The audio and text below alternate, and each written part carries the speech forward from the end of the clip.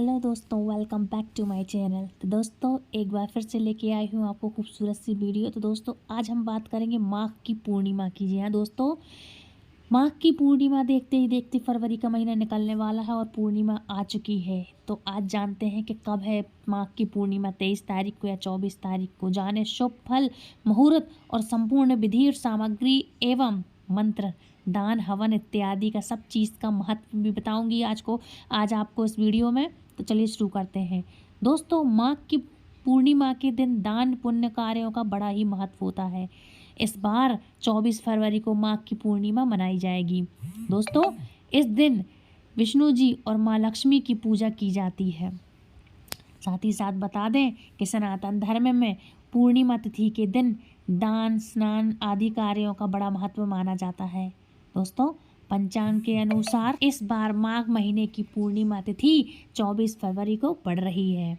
मान्यता है कि इस दिन धर्म कर्म करने आदि कार्य करने में शामिल होने से सभी पापों से मुक्ति मिलती है और 32 गुना मतलब 32 गुना ज़्यादा फलों की प्राप्ति होती है। 1000 गुना फल इसके मिलते हैं।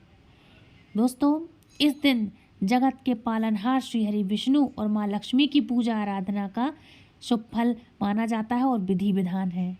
कहा जाता है इससे माँ लक्ष्मी और भगवान विष्णु प्रसन्न होकर भक्तों को सबकी सभी मनोकामनाएं पूरी करते हैं।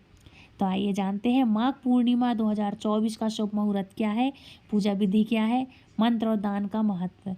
तो दोस्तों हिंदू पंचांग के अनुसार इस बार माघ महीने की पूर्णिमा तिथि की शुरुआत 23 फरवरी को दोपहर 3:36 से होगी और अगले दिन यानी 24 फरवरी को शाम 6:34 पर समाप्त होगी। इसलिए उदया तिथि के अनुसार 24 फरवरी को माघ पूर्णिमा मनाई जाएगी।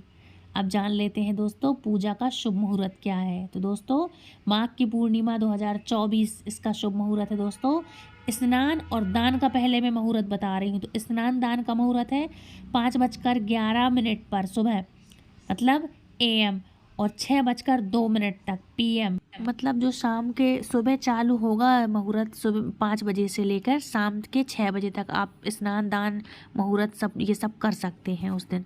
अभिजीत मुहूर्त है 12:12 तक। उसके बाद 12:57 तक ये अभिजीत मुहूर्त रहेगा। चंद्रोदय का समय है दोस्तों 6:12 तक शाम को। तो आप इस तरह से अपने मुहूर्त में अपने सभी कार्य कर सकते हैं। अब बात कर लेते हैं इसकी सामग्री क्या है, माघ की पूर्णिमा की सामग्री क्या है। तो सामग्री में आपको क्या लेना चाहिए। तो दोस्तों माघ पूर्णिमा पूजन के लिए आपको रोली, अक्षत, चावल, फल फूल, पंचामृत, सुपारी, तुलसी दल और तिल, ये तिल बहुत ज़रूरी है, और पान का पत्ता समेत पूजा की सभी सामग्री आपको एकत्रित कर लेना चाहिए। आपको एक साथ पहले आप अपनी थाली में सब कुछ जमा के रख लें। टाइम ना हो तो आप एक दिन पहले भी अपनी थाली जमा सकते हैं ताकि आपको पूजा में ज़्यादा दिक्कत ना हो और टाइम भी ना लगे और फटाफट से दूसरे दिन आप जल्दी से पूजा कर सकें। दोस्तों माघ माह की पूर्णिमा पूर्णिमा बोल रही मैं, माघ माह की पूजा विधि क्या है। तो आज अब मैं आपको ये बता दूं कि पूजा विधि क्या है, क्या करना है आपको। तो दोस्तों माघ पूर्णिमा के दिन सुबह पवित्र नदी में आप स्नान करें। यदि आपके यहाँ नदी पॉसिबल ना हो तो आप जब नहाएंगे तो आप कुछ ड्रॉप्स जो भी आपके पास पवित्र नदी के हो, नर्मदा जल हो, गंगा जल हो, यमुना जल हो, कोई सा भी जल हो, तो किसी भी शुद्ध नदी का, पवित्र नदी का, तो आप थोड़ा सा ड्रॉप में एक ढक्कन लेकर आप अपने नहाने के पानी में एक बाल्टी में डाल लें। उससे आपका यही स्नान माना जाएगा कि आपने शुद्ध नदी में, जलाशय में स्नान किया है। और यदि पॉसिबल हो आपके शहर में यदि हो नदी तालाब तो आप जहाँ वहाँ जाकर नहाना हो सके तो आप नहा सकते हैं। पवित्र नदी हो जैसे नर्मदा हो, संगम के जल पे, संगम के स्थान पे आप रहते हो तो आप इस तरह से ऐसा कर सकते हैं। तो आप पवित्र नदी में सबसे पहले आप सुबह जाएँ और नहाएँ, और ऐसा संभव ना हो तो पानी में आप गंगा जल मिला लेना और नहा लेना। इसके बाद पानी में काला तिल मिलाकर सूर्योदय को जल अर्पित करें। जब आप नहा चुके हैं तो पानी में आप एक लोटे पानी में आप सूर्योदय को जब जल अर्पित करेंगे तो उसमें काले तिल मिला लें। उसके बाद आप सूर्यदेव को जल अर्पित करेंगे। सूर्यदेव को जल अर्पित कर फिर विष्णु जी की और माँ लक्ष्मी जी की आप पूजा करेंगे। दोस्तों जब आप सूर्य देव को जल अर्पित करें तो सूर्य देव को आप किन मंत्रों से जप सकते हो, किन मंत्रों के द्वारा आप ये कर सकते हैं, तो आपके लिए करना है ओम सूर्य देवाय नमः, ओम खगाय नमः, ओम आदित्याय नमः, ओम भास्कराय नमः। इस तरह से आप सूर्य देव को जल अर्पित कर सकते हैं। दोस्तों फिर आपको जब आप पूजा करने बैठें तो विष्णु जी और माँ लक्ष्मी जी की विधि पूर्वक पूजा करें। इसके बीज मंत्रों का आप जाप करें। जो भी आपके पास मंत्र हो, आपने दीक्षा ली रखी हो, आपके गुरुदेव ने दिया हो या जो आपके इष्ट हों आप उनका, और भगवान श्री कृष्ण का या विष्णु सहस्त्र नाम का, आप जो भी आपके पास पाठ अवेलेबल हो, जो आपको आता हो तो आप कर सकते हैं। आप अपने बीज मंत्र का जाप कर सकते हैं। यदि आपके पास इनमें से कुछ भी नहीं है तो ओम नमो भगवते वासुदेवाय का आप जाप करें। श्री हरि विष्णु जी का मंत्र है ये, आप इसका जाप कर सकते हैं।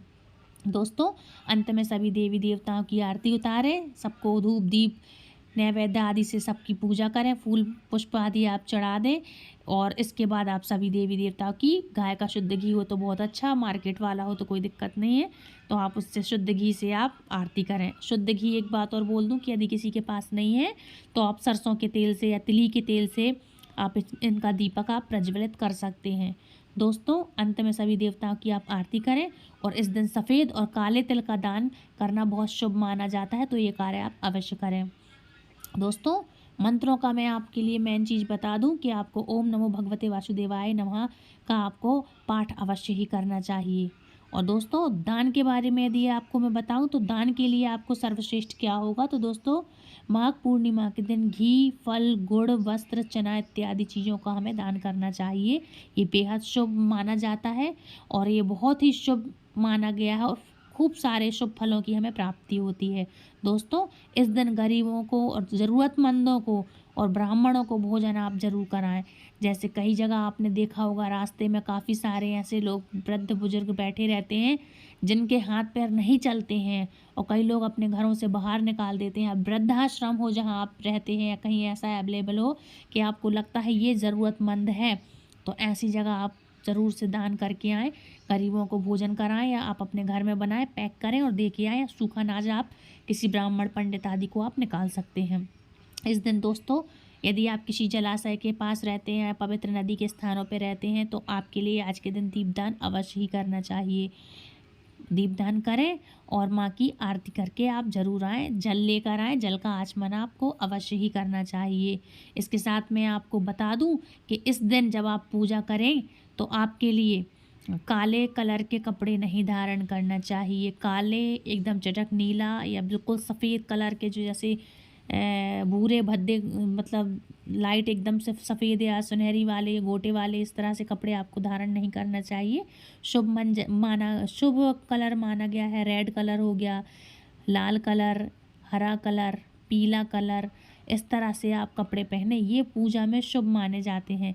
सबसे शुभ तो लाल और पीला रहता है जो माना जाता है। सफ़ेद, पूर्णिमा के दिन आप सफ़ेद वस्त्र ऐसे धारण कर सकते हैं कि इतने ऐसे सफ़ेद नहीं, मतलब कैसे सफ़ेद, कलर मिक्स में रहते हैं, जैसे रेड के साथ वाइट कॉम्बिनेशन होता है, ऐसा इस तरह से, या सफ़ेद दुपट्टा हो गया, इस तरह से आप लें। पर ऐसा ना हो कि आप पूरी सफ़ेद साड़ी पहन लें, ऐसा नहीं होता है दोस्तों। पूजा पाठ में आपको सबसे बेस्ट होता है पीला पहन सकते हैं।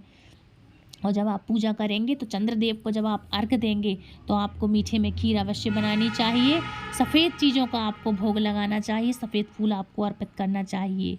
और यदि बारिश का टाइम है, यदि बदल हवा पानी हो रहा है, तो मैंने आपको पिछली वीडियो में बताया था कि आपको छोटे से चंद्रमा आपको लाकर रखना चाहिए। आपके लिए पंचामृत से उसको शुद्ध करना चाहिए। हवन धूप दीप नैवेद्य की उसको अर्घ दिखाकर, आपको उसकी आरती दिखाकर पूजा स्थान पे आपको रख लेना चाहिए। इसके बाद आप उसकी पूजा करें, हर रोज़ करें। और यदि पूर्णिमा के दिन यदि चंद्रदेव नहीं निकलते हैं तो आप उनको अर्घ दे के, उनकी पूजा करके, घर के स्थान पे, मंदिर के स्थान पे आप उनको अर्घ पूजा करके शाम के टाइम आप अपना व्रत तोड़ सकते हैं। दोस्तों अब आपके लिए बता दूं कि इसका संपूर्ण महत्व क्या है, कब है पूजा, तो आपको मैंने पहले बता दिया। इसका शुभ फल क्या होता है दोस्तों, मतलब शुभ दिन कौन सा है। तो दोस्तों कई धर्मों में, विशेषकर हिंदू धर्म में पूर्णिमा का विशेष स्थान होता है। हिंदू चंद्र कैलेंडर, चंद्र चक्र पर बहुत जोर देता है और पूर्णिमा को बहुत शुभ माना जाता है और यह पूजा और धार्मिक व्रतों के पालन के लिए विशेष रूप से अच्छा माना जाता है।